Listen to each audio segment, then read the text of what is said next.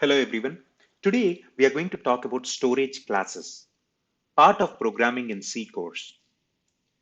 In C programming, storage classes determine the scope, visibility, and lifetime of variables. C supports 4 storage classes. Auto. The auto storage class is the default storage class for all local variables.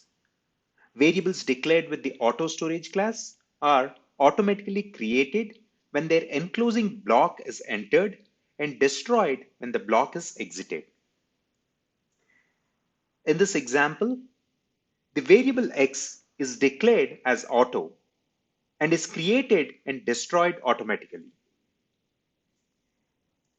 Register. The register storage class is used to declare variables that should be stored in a CPU register.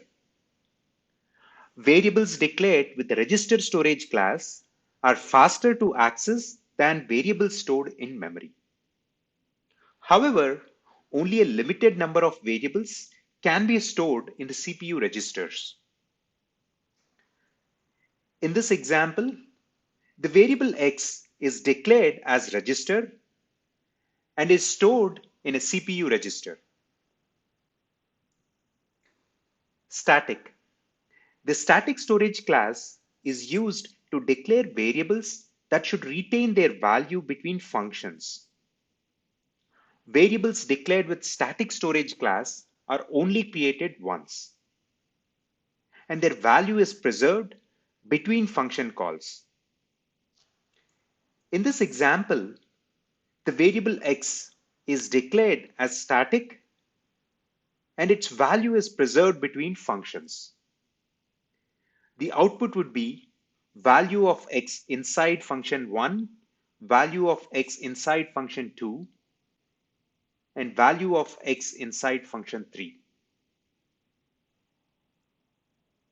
External. The external storage class is used to declare variables that are defined in another file.